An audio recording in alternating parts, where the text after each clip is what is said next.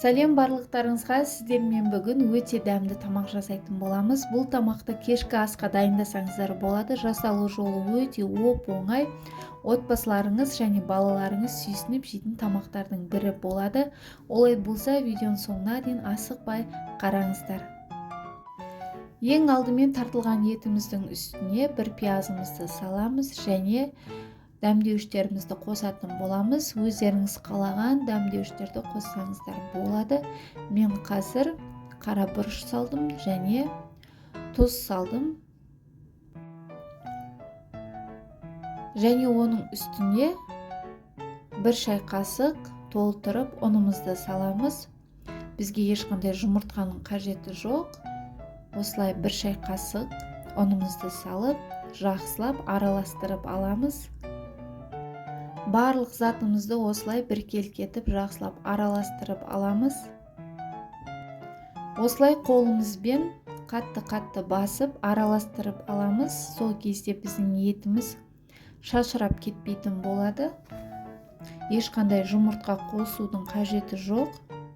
Осылай дайын болған етімізді дөңгелетіп осылай жасап аламыз. Осылай дөңгелетіп қатты басып жасап аламыз. Отбасыларыңыздың санына қарап жасасаңыздар болады. Өте дәмді тамақтардың бірі, міндетті түрде жасап көріңіздер. Дайын болған етімізді осылай қазанымызға саламыз. Екі беті қызарғанша баяу отта қуырып алатын боламыз.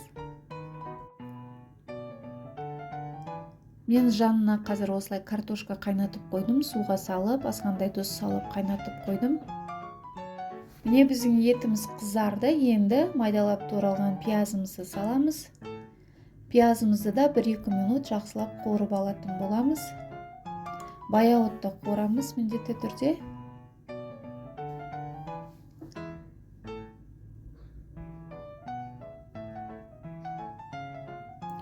Міне бізде пиязымыз қуырылды. Енді осының үстіне қызанағымызды саламыз. Менде қатырылған қызанақ. Осылай қызанағымызды да қуырып аламыз 1-2 минут. Үстіне тұзымызды саламыз және жақсылап араластырамыз, барлығын біркелкетіп. Енді қақпағын жауып 15-20 минутқа бұқтырып қоятын боламыз.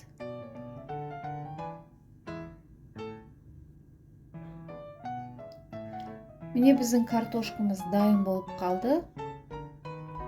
Осылай дайын болған картошкамыздың үстіне сары майымызды салып және аскөгімізді салып, жақсылап осылай езіп аламыз. Міне осылай жақсылап картошкамызды жақсылап езіп аламыз. Енді ыдысымызға салатын боламыз. Осылай әсемдеп, әдемі етіп отбасыларыңызға ұсынсаңыздар болады. Кешкі асқа ерекше әрі тез дайындалады, тез қорытылатын тамақтардың бірі. Қасына кез келген салатты қосып жесеңіздер болады. Үстіне осылай аскөктеріңізді сеуіп, отбасыларыңызбен бірге ұсынсаңыздар болады. Өте дәмді тамақтардың бірі. Міндетті түрде жасап көруді ұмытпаңыздар. Күнделікті біркелкі қайталай беретін тамақтардан ерекше етіп осылай ұсынсаңыздар болады. Егер де менің каналыма тіркелмеген болсаңыздар, міндетті түрде тіркеліңіздер. Достарыңызбен бөлісіп, қазақша каналдың дамуына өз үлестеріңізді қосып отырыңыздар. Өте дәмді тамақтардың бірі, міндетті түрде жасап көруді ұмытпаңыздар. Барлықтарыңызға ас болсын. Келесі видеоларда кездескенше сау болыңыздар.